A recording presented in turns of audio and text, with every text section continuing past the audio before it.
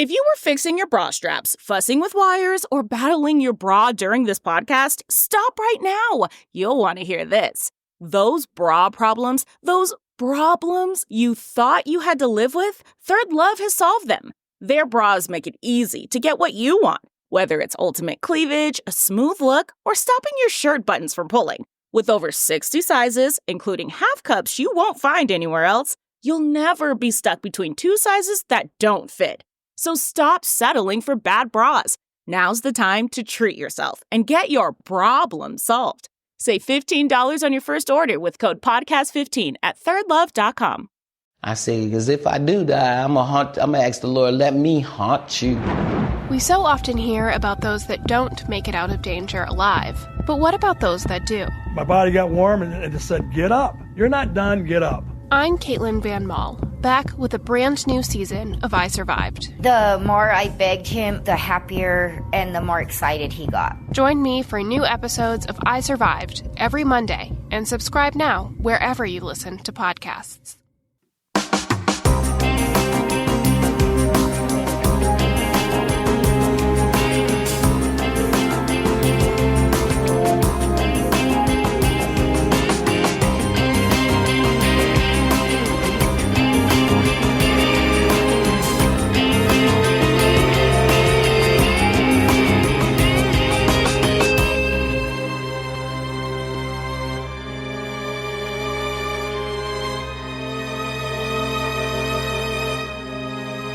Hello, everyone, and welcome to episode 336 of the True Crime All the Time Unsolved podcast. I'm Mike Ferguson, and with me, as always, is my partner in true crime, Mike Gibson. Gibby, how are you? I'm doing okay, man. How about you? I'm doing great. That's good. You and I have a lot going on. We do. This weekend in the form of episodes. We have a Patreon episode that came out Saturday night on Sahara Fakir. And Sahara murdered a 66-year-old man in his Georgia home. This is a very strange, bizarre case. It shocked the community. Yeah. And once they finally figured out who it was and how they figured it out, very, very fascinating. And then on True Crime All the Time, we have an episode out right now on Alfred Hunter.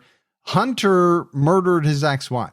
Then he stole a small plane and he flew around Boston for about 3 hours, terrorizing the city, dive bombing Fenway Park, and shooting an AK-47 out the window.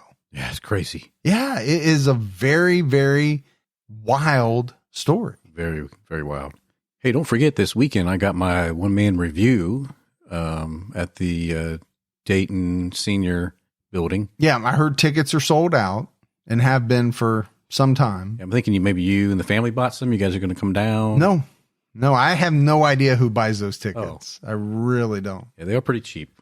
I know the number of thong changes is staggering from what I've heard. I've not witnessed it and will not, but I've seen some of the reviews on Google and just how many times you come out in a different thong. Impressive. It is. It really is. Hey, let's go ahead and give our Patreon shout outs. We had Tiffany Burkhart. Hey, Tiffany. Renee Davis. What's going on, Renee? Christian. I appreciate that, Christian. Roman Hernandez. There's Roman. Shannon S. Hey, Shannon. Asa Hoyser. What's up, Hoyser? Megan Taylor. Hey, Megan. Angelina Jolie. Thank you very much. Erica Wyckoff. Hey, Erica. Douglas Mashad. What's up, Douglas? Aaron Gray. Hey, Gray. Jeanette Borgenstrand. That's a tough one, huh? Borgenstrand. I thought it was pretty easy. Really? Yeah. Okay. William Kramer. What's going on, William? Katie Lee. Hey, Lee. Be Nasty. Well, Nasty, what's up? Amanda Masad. Hey, Amanda. Aussie Emma. Aussie. And David Haygood jumped out at our highest level. Well, David, thank you. And go talk to Be Nasty and kind of, show some good. So if we go back into the vault, this week we selected Claire Collins. Hey, Claire. So much appreciation for all the new support, the continued support. All right, buddy. Are you ready to get into this episode of True Crime All the Time Unsolved? Yeah, I'm set. We're talking about Chalino Sanchez. Chalino was a popular Mexican singer known as the King of Corrido. He was murdered at the height of his fame. 31 years later, his case remains unsolved. But many believe that Chalino Sanchez was warned about his death when he received a mysterious note in the middle of his final concert. I love mysteries like that, you know? Like, what did the note say? Well, there's definitely some mystery here. That's for sure.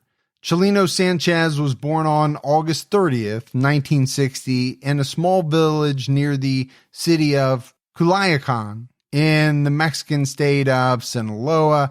He was only 31 years old when he was murdered. Sinaloa sounds very familiar. Isn't there a big Sinaloa cartel? I've heard of that. I don't talk about cartels. Oh, that's right. That's right. Probably best not to. So his full name was Rosalino Sanchez Felix, but he thought his name sounded too feminine, so he preferred to be called Chalino. He was the youngest of 8 children. His father died when he was just 6 years old. His older brother, Lucas, helped take care of the younger kids. Pretty tough. 8 kids. Father dies when, he's pretty young. The rest of them are still pretty young as well. Puts a lot of burden on the older kids for sure. Oh, big time. Yeah. Kind of takes away from your childhood. Yeah, absolutely. Chalino left home as a teenager to look for work, but it was difficult to find job opportunities in his area. At the age of 15, he allegedly killed a man, but he was never charged for this crime. Sources report that he waited several years to kill the man who raped his sister. He allegedly approached the man at a party and shot him. So we don't know if this is absolutely true. There are sources that, have reported it. You and I often talk about what we would do, what some people actually do to get justice for their loved ones when the courts don't. And I would like to think that I wouldn't take the law into my own hands, but I don't think anyone knows that for certain, depending on the situation and just exactly what happened. I think it could be a very tough judgment call. Now, I don't condone shooting and killing anyone, but if this did happen, in my mind, there's no doubt that his reasoning for it was that he was out to get the man who raped his sister. Chalino then moved to Los Angeles to live with an aunt in the mid to late 70s. He worked on farms for a while, then moved to Inglewood and did various jobs, washing dishes, selling cars, and selling small amounts of marijuana and cocaine to his friends. He also reportedly helped his brother Armando with an immigrant smuggling business, according to LA Weekly. Well, the drug trade was kind of starting to ramp up around that time, right? In the 70s, pushing into the 80s. And maybe so was the smuggling business. Armando was killed in Tijuana in 1984. That same year, Chalino spent 8 months at the La Mesa prison in Tijuana for petty crimes. Can't remember. Did you go to Tijuana? I did. I thought you did. Have you ever been? I've not been to Tijuana. Okay. I haven't been in many, many years. It's probably been 20 years since I've been there. It was a little scary. Yeah. Let's just say that. Not so much as in I thought I was going to be harmed, as in what I saw going on that would be not just illegal here in the U.S., but so morally reprehensible. Yeah. There was some really kind of nasty stuff going on. Right. I have no idea what it's like today. I also remember as a pretty young kid going to Juarez, and that might have been the scariest time of my entire life. Yeah. Well, you wouldn't go there today, I don't think. No. It's been pretty bad there for a while. I don't think it was great when I was there, and I think it's probably worse today, but I just remember feeling scared. And I think I had a camera around my neck, and I remember my dad saying, make sure you hold on to that camera. It was like people were looking at it. Yeah. Like they were going to run over and take it from me. Now, why my dad thought it was a good idea to take me to Juarez, that part I'm not sure about. You'll never understand. I'll never understand. According to Juan Carlos Ramirez Pimienta, a professor of literature and cultural studies at San Diego State University, it is difficult to verify information about Chalino's time in prison. In an interview with the outlet El País, Ramirez Pimienta said it was common for people to use fake names at this prison. I wonder how that works, because it doesn't work here. But, maybe that's just how the prison system is down there. Well, again, we're talking what, the 1980s. Did they care what your name was as long as you were in there serving whatever it is you were supposed to be serving? I don't know.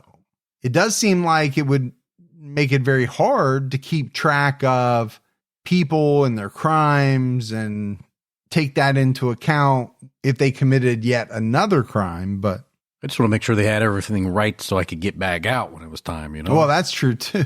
It's like, yeah, you don't have the fancy computers here. I probably got this one of these Rolodex card file systems or something maybe, and I want to make sure when it comes up, I'm out. Did you just say Rolodex? Rolodex? I'm pretty sure it's Rolodex. What if they only have one? Then I guess it would just be a Rolodex. Oh. While incarcerated, Chalino started writing songs at the request of other inmates, and this really kind of basically was the beginning of his music career. After he got out of prison, he married a woman named Maricela Vallejo, who worked at a sewing factory with his aunt. Chalino had 2 children, a son named Adon and a daughter named Cynthia Sanchez Vallejo. Cynthia is still alive. Adon was killed in a car accident in 2004. He was just 19 years old. He was a singer like his father and had a pretty large audience in both Mexico and the U.S. Chalino moved to Los Angeles and continued writing songs. He first wrote a corrido about his brother Armando. And basically, corridos are storytelling ballads that originated in the mid-1800s. Chalino wrote a specific type of corrido called narco corrido. Narco corridos contain themes about the drug trade. Probably not too hard to figure that out since it has the narco in it. For some context, Chalino Sanchez started his career during the rise of the second generation of the Sinaloa cartel, which included the infamous drug lord El Chapo. I remember El Chapo. I do. And now that's why I remember the Sinaloa cartel. Yeah. Nacho Hernandez, who played in Chalino's band, said to LA Weekly, he didn't write songs about people like you and me. He wrote about people who were in the life. And I'm taking that to be in the drug life. Yeah. In the drug trade. Chalino turned songwriting into a business. He was sometimes paid with valuable items like gold watches and pistols. According to the LA Times, some of the people who paid Chalino to write were drug traffickers. All right. They probably got a lot of money. Want a song about themselves. Maybe. This kind of reminds me a little bit about that movie, The Accountant. Did you see that? With Ben Affleck? Yeah, there's a second one coming out. Oh, is there? Because I actually really like that movie. Yeah, yeah. But if you remember, for jobs, he was often paid in like very valuable items. Right. Instead of money. You know, he had that very expensive painting that somebody gave him as a form of payment. It's a good way to do that, right? I mean, that's how, we were talking about, my one-man review at the senior home. Mm-hmm. And, in lieu of payment, but cash or coin, I'll, suggest that they can pay me in some other valuable way, items. Yeah, I'm sure you've got a lot of Fixodent, Polygrip, C-Bond. You're probably set for maybe the rest of your life on that. Now, Chalino's career would only last about 4 years, but his music made a lasting impact on his fans. LA Weekly described Chalino as an authentic folk hero and one of the most influential musical figures to emerge in Los Angeles in a decade. That's some pretty good accolades. Accolades? It's accolades. I said accolades. Okay. It's pretty high praise, right? It really is. Yeah. If you think about, all the musical figures that came through Los Angeles in a decade, And this person is putting him up there. Okay. Impressive. Angel Parra, the engineer who recorded most of Chalino's albums, told LA Weekly in 1998, without exaggeration, 50% of the Mexican music that's recorded in LA is based on his legacy. Wow, that's amazing. That is. Now, you could, maybe make the same argument about Elvis, right? Early rock and roll. How much of it was influenced by him? I would say a very large percentage. Sure. Talk about the Beatles. Yeah. How much of the bands that came after them did they influence? And it's probably a pretty large percentage. But these are, legendary performers, people that, everybody in the United States knows. I don't know how many people listening have ever heard of Chalino Sanchez, because I had never heard of him. And you are a pseudo musician. Did you say musician or magician? Both. You combined them. I did. I like it. Yeah. After Chalino had written his first set of ballads, he asked a local band to record them. The band was slow to get to work, and his clients were asking for songs, so Chalino decided to sing them himself. In 1989, Chalino and a band went to a recording studio and recorded 15 songs. 6 months later, he recorded 15 more. He only had 15 copies made of his first 2 cassettes. When it was time to produce his third cassette, he asked for 15 copies as usual, but the next day he requested 25 more because his clients wanted to give them out to their friends. Soon it seemed like Chalino was requesting more copies almost every day. So he's kind of taken off in that arena. Yeah, it sounds like it's taking off very quickly. Sound engineer Angel Parra told LA Weekly he'd get his order, then he'd call again the next morning. He'd say, "Jefe, grab a pencil. I need more cassettes, but I just gave you some last night.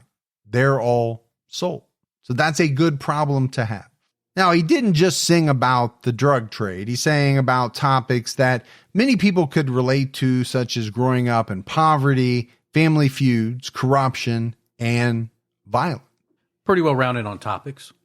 Yeah, I would say so. But, what I'm taking from it is that, number one, he's singing about what he knows because he had experienced a lot of this throughout his life.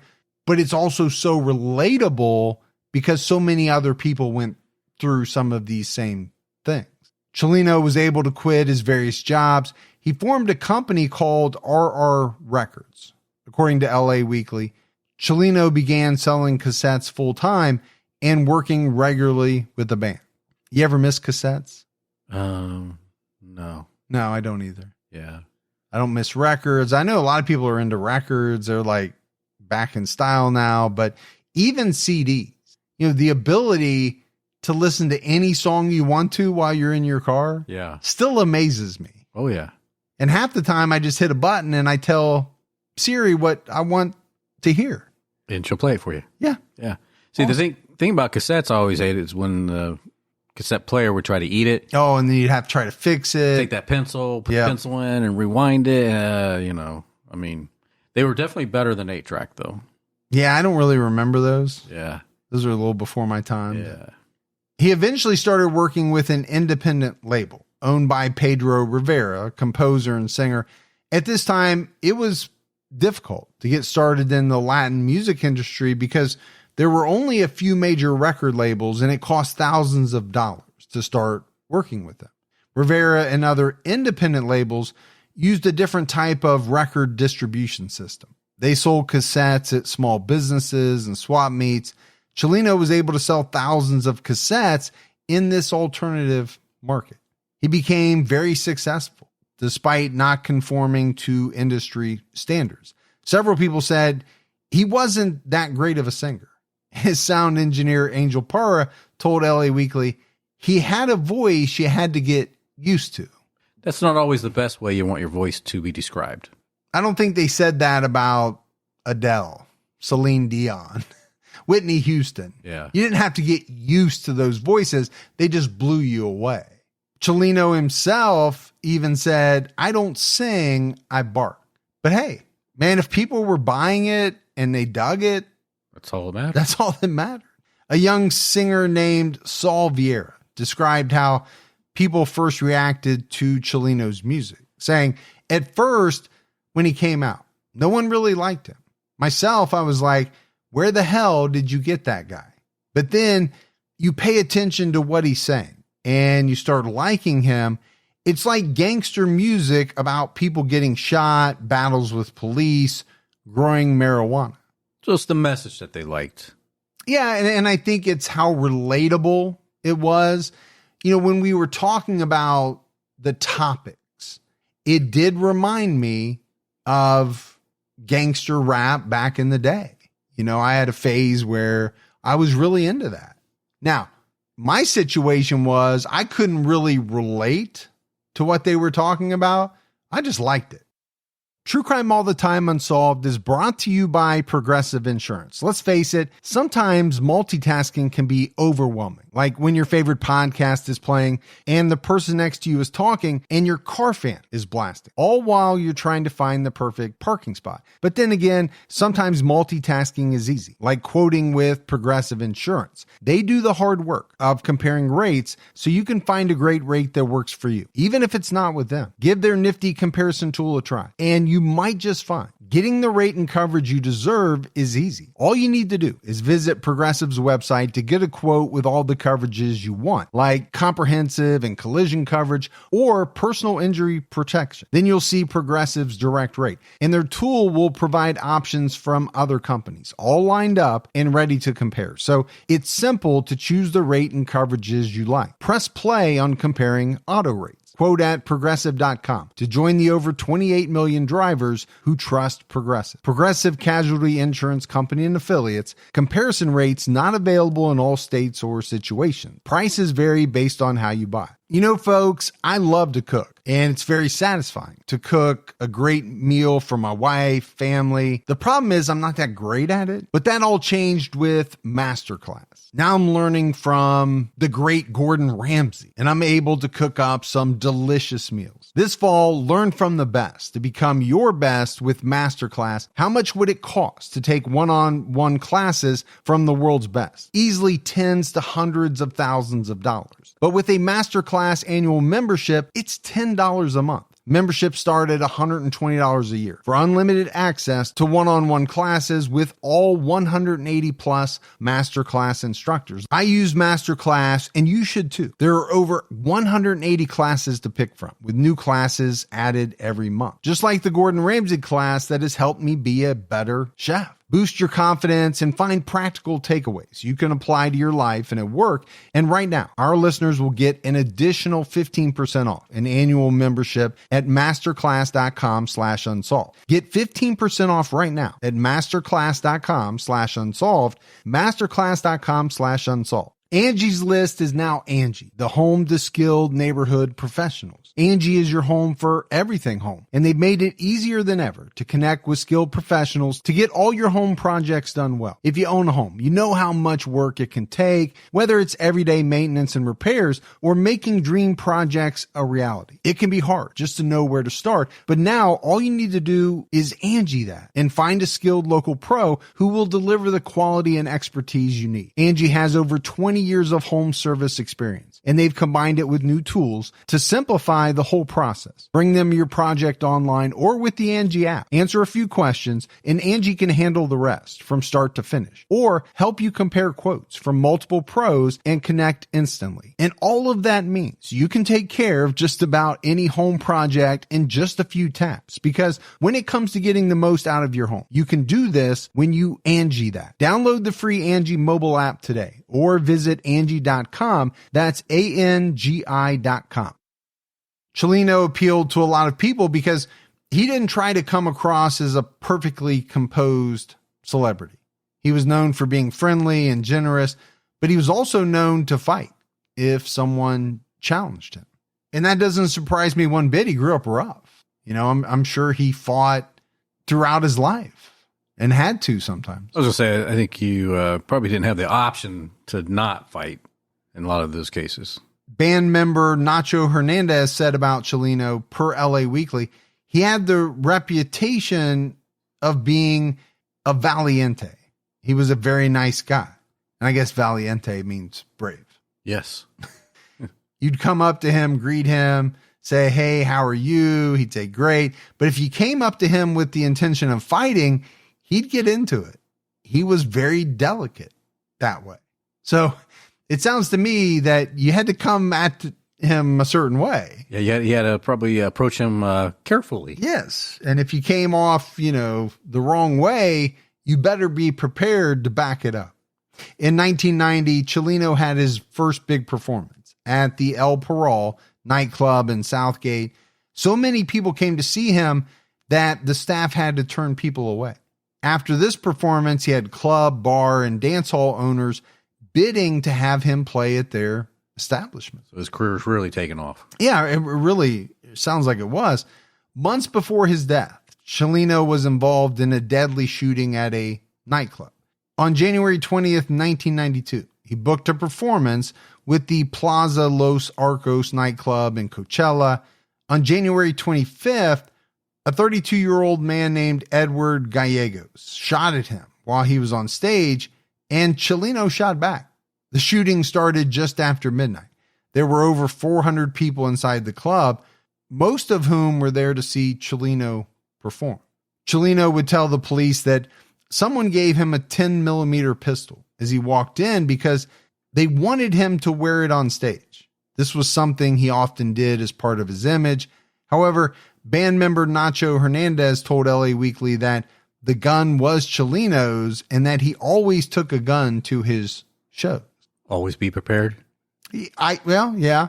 I mean, most singers don't need to be strapped. No. While they're on stage. I mean, they have security, they have an entourage, but it sounds to me like he was kind of promoting this type of image. Yes. Like like a bad guy, right. Not a bad guy, but a tough guy. Yeah, tough guy. Image.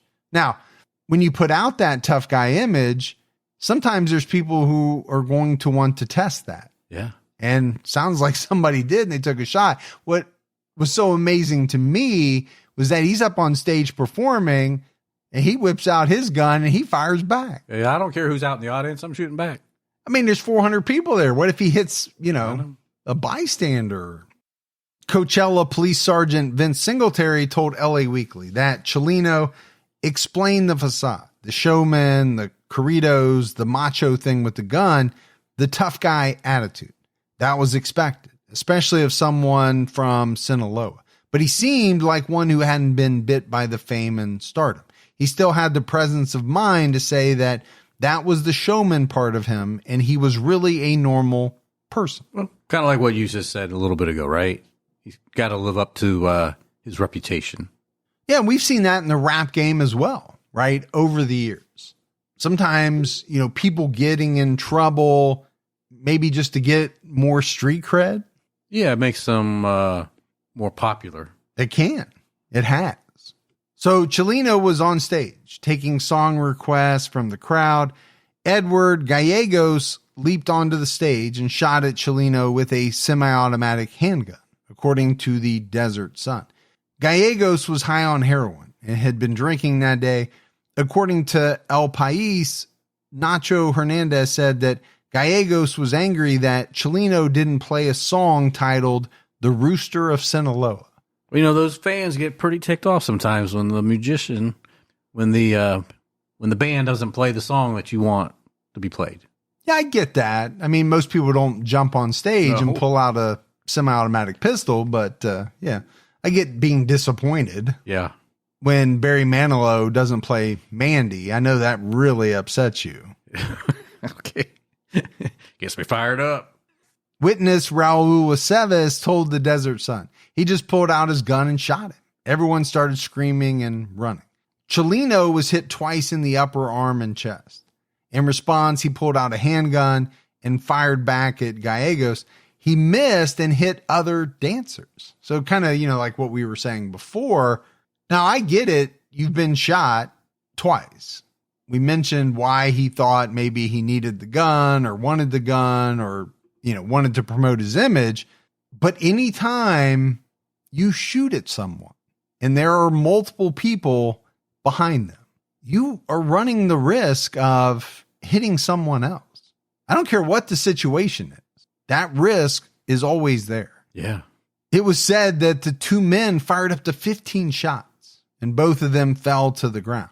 Based on witness statements, the police believe that someone grabbed Gallegos and tried to restrain him, but he kept shooting. That person took his gun, shot him in the mouth, kicked him a few times, then took the gun and ran. All right, this is a tough crowd. There's a lot of chaos going on here. There is. And it sounds to me like there's a lot of people in this crowd that you might not want to mess with. Yeah, I think that's a pretty tough crowd. This guy took Gallegos' gun away from him, shot him in the mouth, and then kicked him and took off running. You ruined my concert. 8 other people were injured and 1 man was killed. 20-year-old Rene Carranza was shot in the right thigh. The bullet hit a major artery and he died hours later. His wife, Anna, was wounded but survived. At a civil trial in 1993, Anna Carranza testified that she was shot in the hip. The bullet came out of her stomach and she blacked out. She said, per the Desert Sun, "I remember waking up and being on the floor and people stepping over me. She had to be carried out by her friends." So, pretty terrible. She shot. Yeah. But her husband is shot in the leg and died. And it's so strange that, when you hear about shootings, someone could be shot 2 or 3 times in the chest, the stomach, and survive. But man, you get shot in one of those arteries, it can be over very quickly. And just think, they just went out for a night on the town, right? Let's go hear this band play. Yeah. And it ended very, very badly. The nightclub owner, promoter, and security firm were later found guilty of negligence. The victims were awarded $1.3 million total in damages. Chalino and Edward Gallegos were both in critical condition, but eventually recovered. 6 of the 8 additional injured people were treated and released from hospitals quickly. ABC World News Tonight covered the shooting the next day, and this only caused Chalino's cassette sales to increase. And one of his songs was played on the radio. And this kind of goes back to what I was just talking about.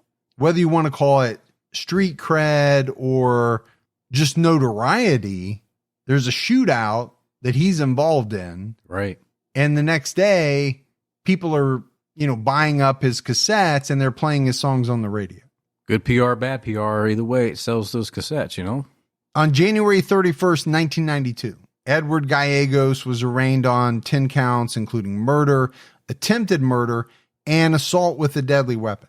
He was charged with the murder of Rene Carranza because he started shooting first. However, the police actually suspected that Chalino fired the larger caliber bullet that hit him. Deputy DA Henry Martinez said that Chalino was acting in self-defense and was therefore not criminally responsible. And I didn't mention it, but 10 millimeter is a pretty good size caliber. Yeah. I get it. Self-defense. If he didn't shoot, he was probably going to be potentially killed himself. You could make that argument. Yeah. Now, that's criminally responsible. Could you be held civilly responsible? And obviously the answer is yes. That day, Chalino spoke from the hospital and claimed he didn't know Gallegos, saying per the Desert Sun, "I think he's crazy, or else he was on drugs." Well, we know he was on drugs. Heroin. Yeah, we do know that. On February 13th, 1992, public defender Jeffrey Schwartz, representing Edward Gallegos, discussed 45 minutes of footage that he had recently received from the DA's office.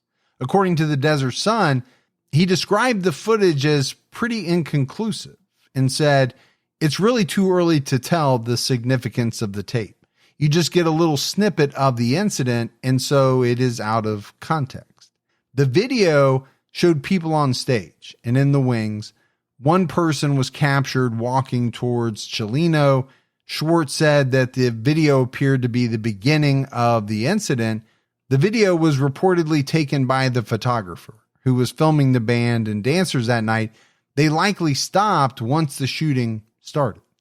On April 14th, 1992, Chalino Sanchez pointed out Edward Gallegos as the shooter at his preliminary hearing.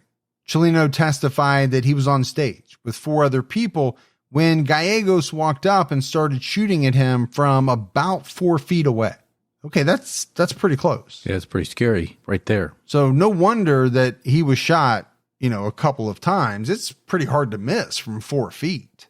He couldn't say exactly how many shots were fired. He pulled out a pistol that someone had given him earlier in the evening. He shot the pistol once and then threw it at Gallegos because it wouldn't fire anymore. The gun hit Gallegos in the face. Chalino then jumped off stage and started crawling across the floor. He ran for the exit when someone grabbed Gallegos. So, he's telling a version of events. It seems to contradict what some other people have said. Yeah. Maybe. He's saying he fired the gun once and then it wouldn't fire anymore. Maybe it's true. Maybe it's not. Sometimes when things like that happen, I think it's going to be confusing. I think it's going to be hard for people to remember exactly how things went down. Oh, yeah. Chaos, panic, everything's going on. Not to mention the fact you've been shot twice. You've been shot twice. Already. And you think you're going to be maybe shot again. So maybe you think you did something when you didn't do it. Yeah. Yeah, it could be that he's not even lying. Right. He could just have remembered it that way and other people remembered it differently, or maybe that's the way it really did happen. But the one thing that's for sure is that Chalino's friends and family noticed that he changed after the shooting. He gave away his guns to his friends and he negotiated the rights to his music with Musart Records. So maybe he decided the tough guy gun-toting image wasn't the best course. Yeah, I think he figured, you know what? I don't want to have to worry about this happening every time I do a show. So he wanted this company to promote him so he could focus on booking performances. By this point, he was earning $10,000 to $15,000 a weekend playing at different venues. I would say that's really good money in the early 1990s. Yeah, if he's making that consistently, he's making over $500,000 a year, right? Yeah, I mean, it's not Garth Brooks money, but I'm sure it was more money than, he had ever had in his entire life. Chalino was distrustful of big businesses. Instead of royalties, he wanted upfront payment. He sold all the rights to his songs with no royalties provisions for $115,000. Man, they got a good deal there, didn't they? They did. And we've seen people make kind of bad deals like this before in the past. And this one turned out to be a bad one because his royalties now are, worth somewhere in the million. Fernando Gonzalez from Musart told LA Weekly, the quantity of money that this man lost was incredible. I think he was already thinking that he was going to die. And there was something to that. Chalino had been receiving threats since the shooting. Yeah. His wife, Maricela, said in her 1998 interview with LA Weekly, the atmosphere in the bars and cantinas is dangerous, and he knew it. He did what anyone does when you realize that you can die at any time. He put his life in order. He never thought his records would sell as well as they did, or would have helped us out as much as they would have. He never felt like an artist. He never knew the magnitude of what he would become. And I think that's true for a lot of people. And I'm not even just talking about musicians. When someone is starting out in something and they're making a little bit of money, let's say you opened up a food truck. Yeah. And it was doing pretty good. People liked the food. And someone came along and said, I want to buy it. I'll give you X for it. And that amount was more money than you ever had in your entire life. Yeah.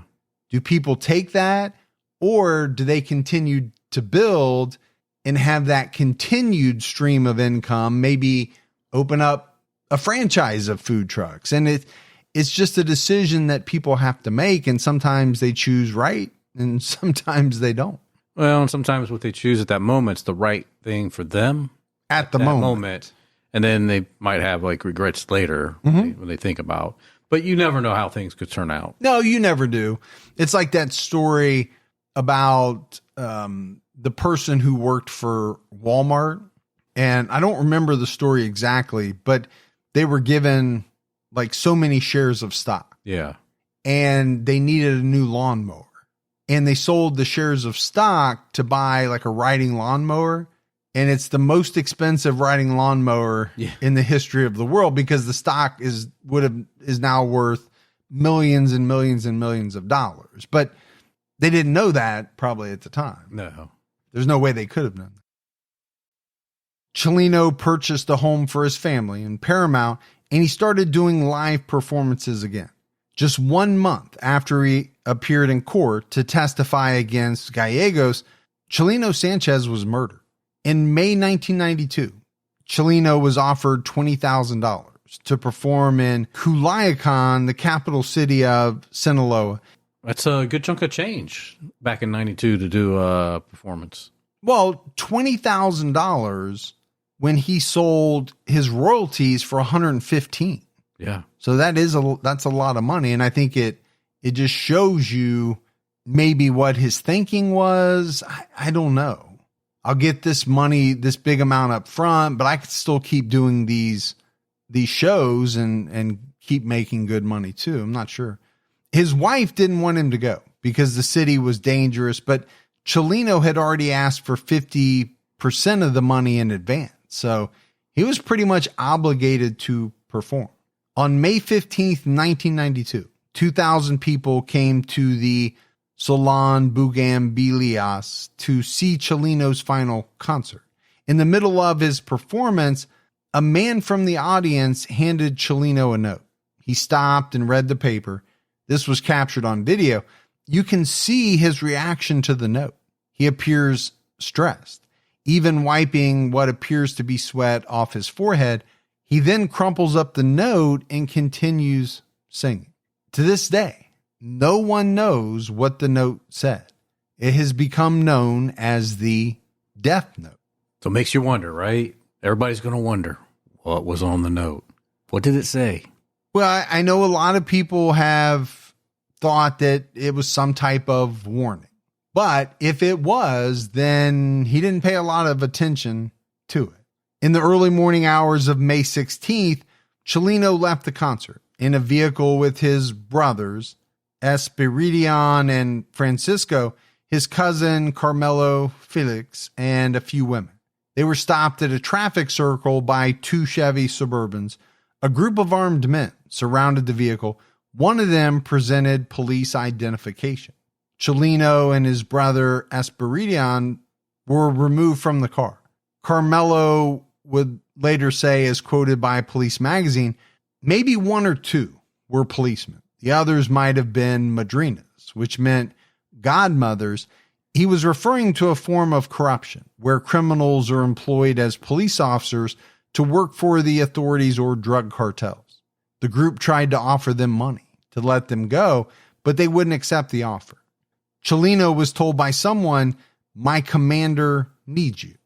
Okay. A little ominous. It is. Scary. Chalino pleaded with the men not to take anyone besides him.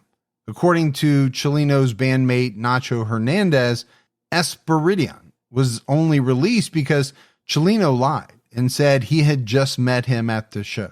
Okay, so that's pretty brave, pretty gallant. Yeah. He's trying to offer himself up to save everyone else. He lies about this guy being his brother to try to save his life. Just let all these guys go. Take me. That's what I would say. Let me think about that for a minute. For some reason, I had it playing out differently in my head. More of take everyone else but me. And if you let me go, I'll tell you everything you want to know. Something like that? So something like that. No, you're very brave. Chalino was then driven away in one of the vehicles. That was the last time anyone saw him alive. Hours later, his body was found near an irrigation canal, near a highway. He was shot twice in the back of the head with a .38 caliber gun. He was blindfolded and had rope marks around his chest. So not really too hard to figure out what happened right from that description. This wasn't a gun battle. This wasn't an accident. when you're blindfolded, you're tied up and shot twice in the back of the head, that's a hit. It is a hit. And that's what people thought. Chalino was the victim of a professional hit, but the motive has never been established. Word of his death spread to Los Angeles and nearby cities quickly. The DA's office in Coachella sent detectives to Sinaloa to confirm his death. Back in 1992, the Desert Sun reported that a woman accompanying Chalino that evening was not injured by the assailant. She had not spoken with the police as of May 19th, according to Mexican State Judicial Police Detective Jose Luis Martinez Sanchez. Detective Martinez Sanchez speculated that the killers were from Los Angeles. He said, per the Desert Sun, "We're investigating the shooting. It's possible he had problems with somebody. They came just for him." So he's mixed up in that world, right? He's got songs that he's written for some of the cartel in the past. He's climbing the ladder of fame. You got people that probably don't like to see that. You got other people that might feel like maybe he stepped on them on his way up. I mean, you got so many different angles for somebody to not want him around. Yeah, no, I get that. We also talked about the fact that he was quick to fight if challenged. Did he provoke the wrong person? I thought that too. Did one of the songs, that he wrote for one of the cartel figures not go over well? Or did he not deliver on something that he was supposed to? Again, I think you're right. A lot of different angles, a lot of different roads to go down. Many have questioned if the shooting involving Edward Gallegos was related to Chalino's murder. In December 1993, Gallegos was ruled incompetent to stand trial due to substantial mental defects, per the Desert Sun. He was later convicted and sentenced to 20 years to life. And I think you have to look at that angle as well. Were these family members of this guy, or was he connected to some rough people and they decided to exact their revenge? Yeah, they might have said, "Hey, we don't like how that turned out." And now our friend, brother, whoever is in prison, and you're out here still singing, making all this money. In August of this year, the LA Times released an article about Gallegos and the murder of Chalino Sanchez. Gallegos was released on May 9th. He spent 31 years in prison. He's now in his 60s. The LA Times reported that he was facing deportation, but his whereabouts are unknown. He first came up for parole in 2012. He had 2 more hearings in 2017 and 2022. He explained that at the time of the shooting, he was struggling financially, his marriage was failing, and he was struggling with heroin addiction. At his parole hearings, he gave 2 different stories about why he shot Chalino Sanchez. He said that on the day of the shooting, he attended a cockfight. By the time he arrived at the Plaza Los Arcos club, he'd had 30 beers and used heroin. He was also carrying a pistol with him. So he was definitely pretty wasted. 30 beers. Now, in my younger days, in my Frank the Tank days, I could put away some beer. Yeah. Not 30 beers. That's a lot of beers. That is a lot. And I've never used heroin, so I have no idea how the 2 of those would mix. At the 2012 hearing, Gallegos said he wanted Chalino to give him his gun so he could shoot it on stage while he sang. But Chalino got scared. He didn't know Chalino had a gun. They started shooting each other at the same time. Okay. Well, if I'm an entertainer and I'm on stage and a guy jumps up on the stage with a gun, is my first thought, oh, he wants to give it to me so that I can fire it off while I sing my songs?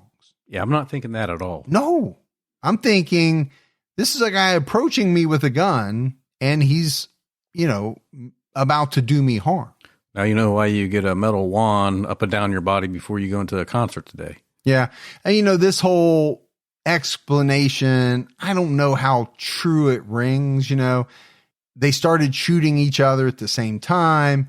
Well, yeah, maybe that's true, but would Chalino have ever pulled his pistol if this guy wasn't walking across the stage pointing one at him? Probably not.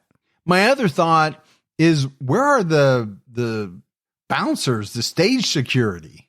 I mean, apparently there was none. Anybody and their brother could just jump on stage and hang out with the singer, I guess. Or maybe they said, he's got a gun. This guy's got a gun. This job ain't worth it. That's right. In 2012 and 2022, Gallegos said that Chalino walked by his table on his way to the stage. He asked Chalino to perform a specific song. Chalino agreed, but he never played it. Gallegos said he became angry and got onto the stage and then shot at Chalino. Yeah, I don't know if that's a reason to shoot somebody, but maybe also wait. Maybe he was planning on playing it later in the night. I don't know. Was the concert over? Yeah. Yeah, I have no idea.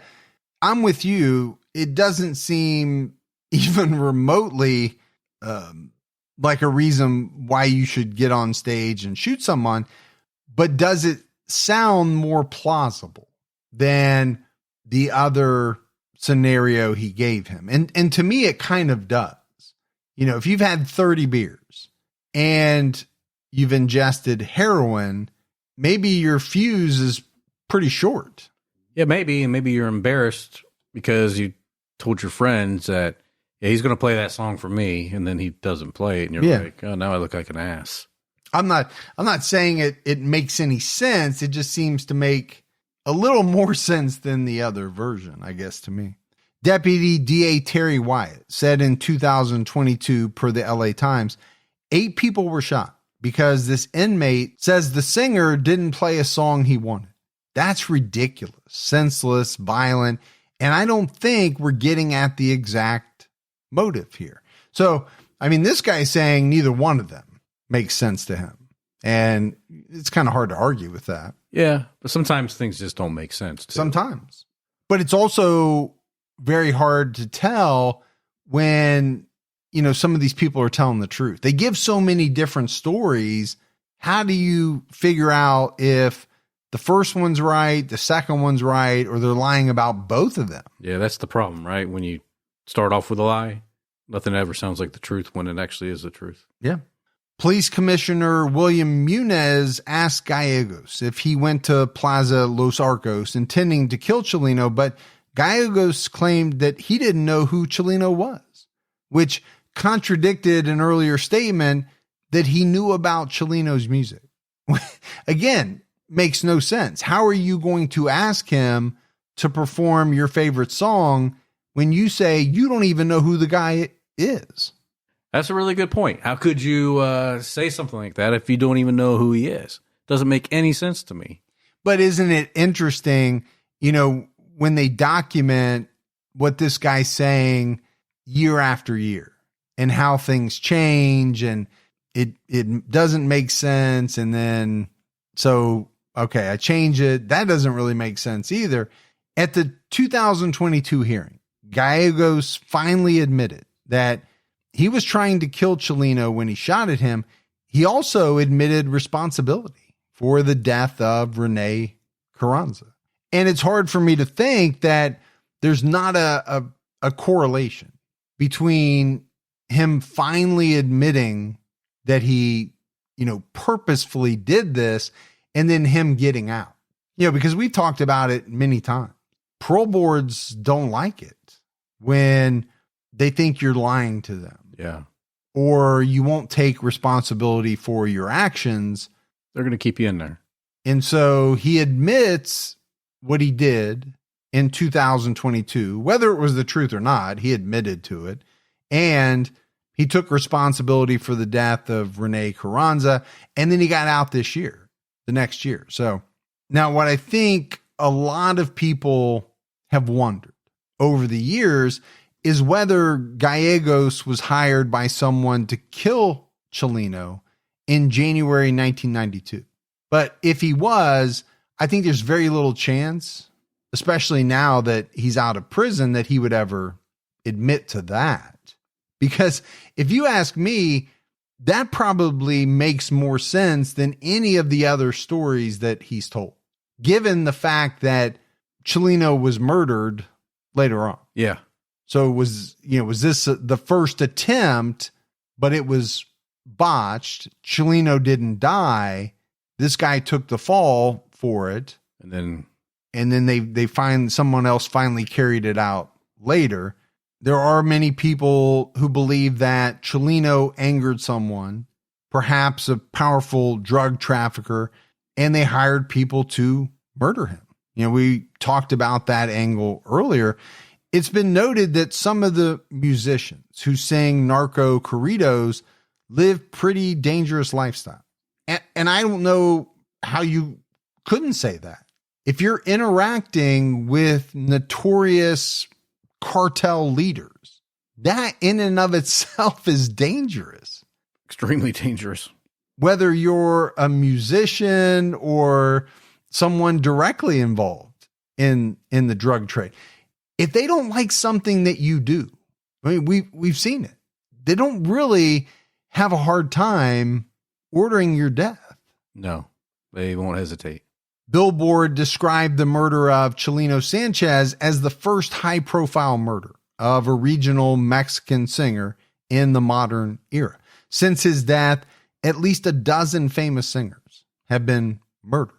Billboard reported in a 2015 article that these murders are an acknowledged risk for performers of the genre.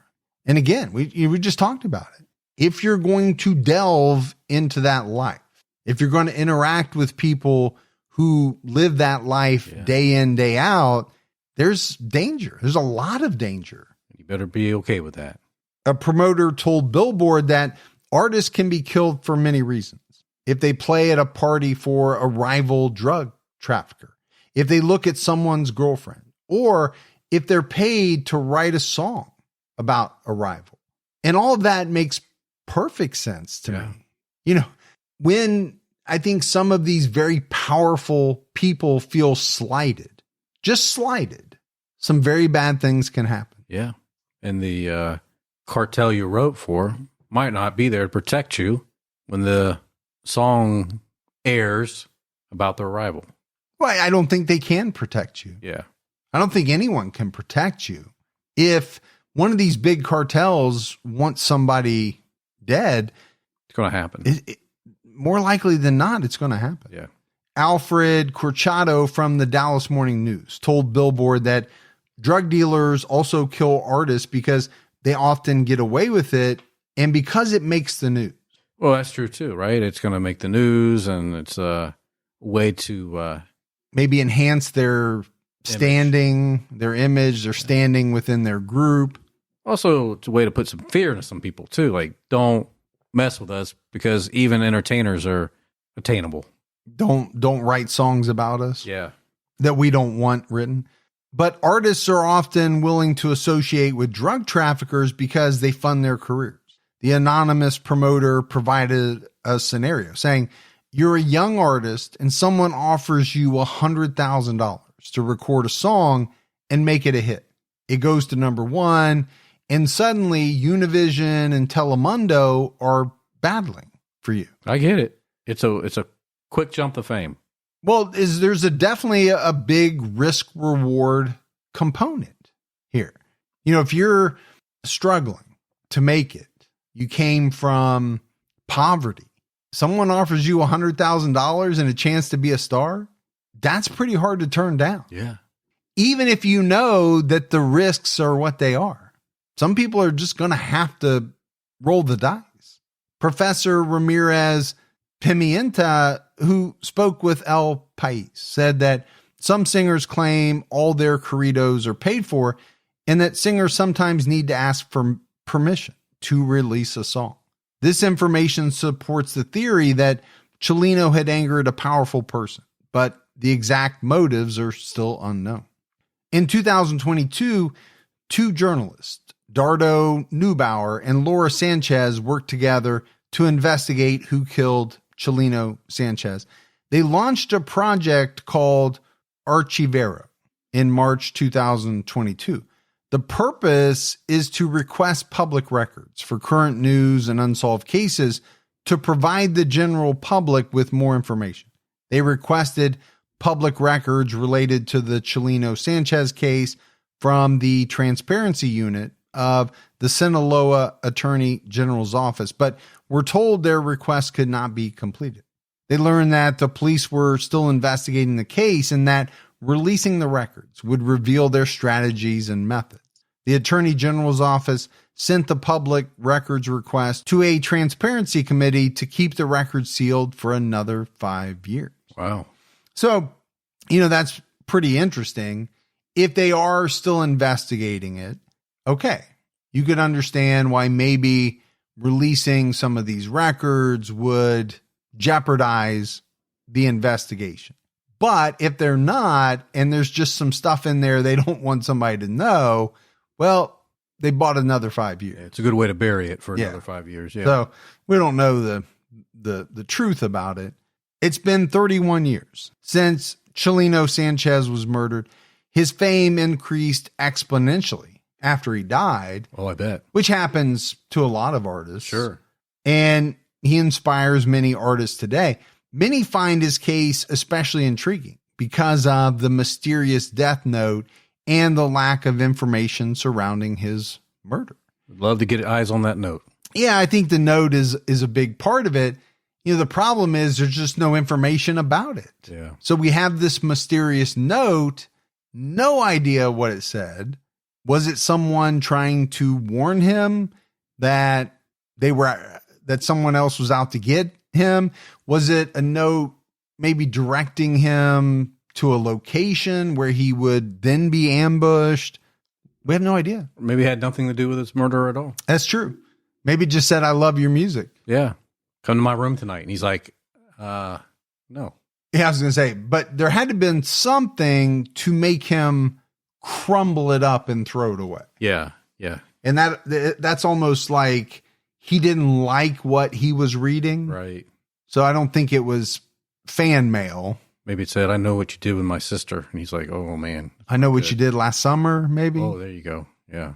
But it is such a strange case. And I learned a lot about these corridos. I had no idea that, there were these musicians who were hired and even funded by some of the cartels to write these songs. And it was kind of eye-opening, really. You should write one. No, thank you.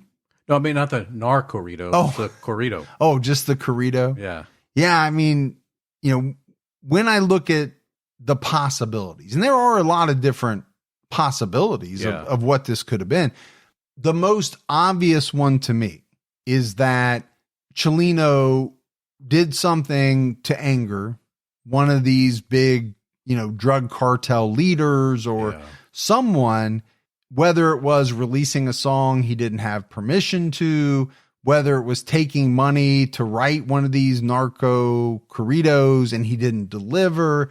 It could be a ton of different things, but it got him killed. Yeah. And sometimes I think it could be something as simple as someone got him started and then he didn't go back to that. He didn't want to have anything to do with them. Yeah. And they felt slighted. Exactly. And that could be it as well. I'll show you how I take care of that. Yeah. And again, you could go down a lot of different rabbit holes. What ifs? It could be this. It could be that. Yeah. And that's part of what makes a case compelling and what makes people continue to look into it for, 20, 30 plus years. Yeah. But that's it for our episode on Chalino Sanchez. That's it for another episode of True Crime All the Time Unsolved. So for Mike and Gibby, stay safe and keep your own time ticking.